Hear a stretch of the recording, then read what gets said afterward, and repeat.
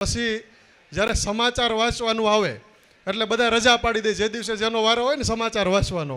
આજે મારું નામ લખી નાખ્યું છે એમણે અને મને સમાચાર વાંચવા મજબૂર કરી દીધો. દાદા આપણે પ્રાર્થના પછી જે વાંચતા એમ, એટલે કાંઈ આવડતું નથી, પણ હવે આપણે ઘરના જ છીએ એટલે એમાં કાંઈ શરમ કે એવું હોય નહીં. કાંઈક ભૂલ થઈ હોય તો માફ કરજો. અને સ્કૂલની યાદ કરીએ તો ઘણી બધી સ્કૂલ વિશે વાતો થઈ, ઘણા બધા સાહેબોને આપણે બધા યાદ કર્યા. અને પહેલી વાર 25 વર્ષ જેવો સમય કે 30 વર્ષ જેવો સમય હશે ને ફર્સ્ટ ટાઈમ આપણે આ એક સ્નેહ મિલન ગોઠવાનું, એ બહુ આપણા માટે ગર્વની વાત છે. અને જણાવતા આપણને આનંદ થાય છે. અને આ વસ્તુ એવી છે, કોઈ બોલવાની કે કહેવાની વાત નથી, આ એક લાગણી રજૂ કરવાની વાત છે. એટલે એ શબ્દો એના માટે હોય નહીં. અને સ્કૂલની વાત કરીએ તો જ્યારે સુદાણી સાહેબને યાદ કર્યા ત્યારે અત્યારે પણ એના ગણિતના દાખલા એવી રીતે મગજમાં ફિટ થયેલા છે કે આજે સ્કૂલ છોડ્યાને 26 વર્ષ થયા પણ એ દાખલો હજી નથી ભૂલાતો. એવી કળાથી આપણા જે શિક્ષકો બધા હતા અને એમણે આપણને જે અત્યારે નોલેજ જે તે ટાઈમે આપ્યું હતું. સાહેબ એક નાનું એક્ઝામ્પલ આપીશ. ગણિતનો પિરિયડ હતો અને સુદાણી સરે એક જે પેલા હોય ને કોર્નર, એના માપ આપતા હતા 90 ડિગ્રી, 45 ડિગ્રી, 60 ડિગ્રી જેવા બધા. તો યાદ નહોતા રહેતા, તો એણે સિમ્પલ પેલા કર્યું કે ભાઈ આ રાઇટ એંગલને શું કહેવાય, કે 90 ડિગ્રી, 45 ડિગ્રી. પછી એમણે એક સીધી લાઈન આપી, સીધી બોર્ડ પર લાઈન ખેંચી અને કે આને કેટલા કહેવાય, તો 180 ડિગ્રી. પછી જોરથી ચોક માર્યો આમ બોર્ડ પર અને કે આ 360 ડિગ્રીનો કોર્નર. સાહેબ એ સિસ્ટમથી જે સર લોકોએ અમને ભણાવ્યા છે ને આજે, એટલે અમારો કોન્ફિડન્સ વધારે છે. અને અમે ભણવા કરતાં ગણતર બહુ વધારે થયું છે. ઓછી ફેસિલિટી લેસ આપણું ઇન્ફ્રાસ્ટ્રક્ચર, કે કોઈ વસ્તુ જ નહીં. જેમ જગદીશભાઈ કીધું પાણી ભરાય, અમે પણ પાણી કાઢેલું છે સાહેબ સાથે મળીને. ફરજામાં પ્રાગજી બાપાના ફરજામાં પાણી ભરાઈ જતું. અને એક રમૂજની વાત થશે કે યાદગાર, એટલા માટે એ બધું યાદ કરું છું કે અમને અત્યારે એવું લાગે છે કે અમે સ્કૂલમાં બેઠા છીએ અને એકબીજાની મસ્તી કરવી છે. અહીંયા જેટલા પણ બધા છે ને એ સ્કૂલવાળી જ મસ્તી ચાલુ કરી છે, ક્યારના જોઈએ છે અમે. એટલે કોઈ શાંત નથી. નિકુંજભાઈ ગમે એટલા શાંત રાખે પણ રહે નહીં કોઈ એમ. એટલે ત્યારે એ સગવડ ગમે એટલી હોય પણ જે અંદરથી કોન્ફિડન્ટ બિલ્ડ કરવાનું કામ જે સ્કૂલે કર્યું એ ખૂબ પ્રશંસનીય છે. જે તે ટાઈમે મને યાદ છે કે અમે બુંગણ પર ફળિયાની અંદર બેસી અને ક્લાસમાં ભણતા હતા. મમતાબેન અમને ઇંગ્લિશ ભણાવતા હતા. જ્યારે વરસાદ આવે ત્યારે પાછું બુંગણ લઈને ભાગવાનું. આવી પરિસ્થિતિમાં ભણ્યા પણ એ બરાબર યાદ રહ્યું છે.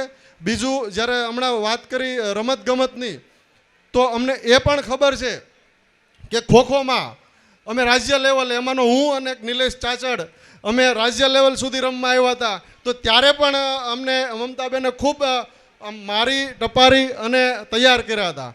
તો અલ્ટિમેટલી કહેવાનો મતલબ એ છે કે અત્યારે અમે તો ઘણા મિત્રો કરજાળા ઓળિયા ગામના બધા ઘણી વખત મળતા હોય છે ને એટલી મળીને આનંદ કરતા હોય ને વાતો કરતા હોય. ત્યારે દર વખતે જ્યારે સ્કૂલની વાત આવે ને ત્યારે આમ અંદરથી એમ થાય, પેલો ભાઈ ક્યાં છે, પેલો ક્યાં છે, પેલો ક્યાં છે. એમ ટૂંકમાં એક એવો અંદરની લાગણી વ્યક્ત થતી હોય છે, જેથી આજે અમને ખૂબ આનંદ થાય છે.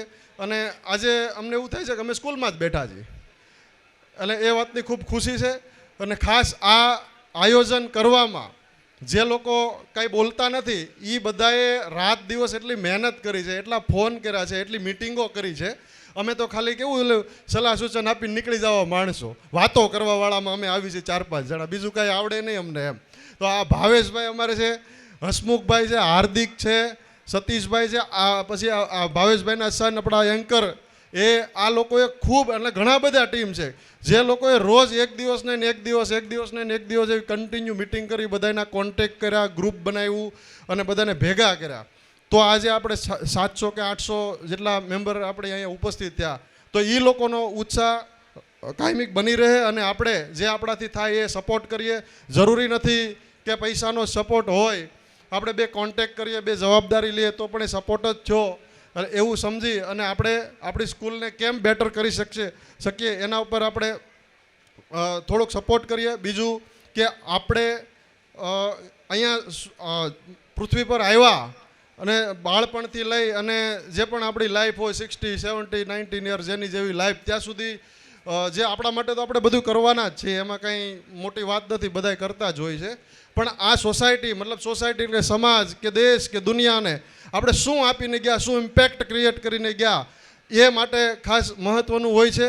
અને એના માટે લાગણી છે ને ખૂબ જરૂરી હોય છે. અત્યારે એઆઈનો જમાનો છે, જે પૂછો તે આપે, એમાં ફ્રેન્ડ પણ બને, તમારે ફ્રેન્ડ જેવી વાતો કરે, બધી વાત સાચી, પણ જે ફિલિંગ્સ હોય, જે લાગણી હોય, એ તો જ્યારે 2-5 મિત્રો ભેગા થાય ને ત્યારે હોય ને, એવી દુનિયામાં કંઈ મળે નહીં. અને એ લાગણીથી આપણા માઇન્ડની અંદર એક ખુશી મળે ને ખુશીથી ડોપામાઇન નામનું કેમિકલ જનરેટ થાય. અને એ કેમિકલથી આપણને જે આપણું જે મેન્ટલી સ્ટ્રોંગ જે બની, જે મેન્ટલી બધી ટેન્શનો હોય કે જે એન્ઝાયટી હોય કે જે બધી વસ્તુ હોય એ બધું દૂર થાય. તો એ ખાલી ફેક્ટરી ખુશીથી જ એ ડોપામાઇન કેમિકલ એક જ સિસ્ટમથી બને, બહારથી ન મળે, એ ખુશીથી જ મળે, લાગણીથી જ મળે.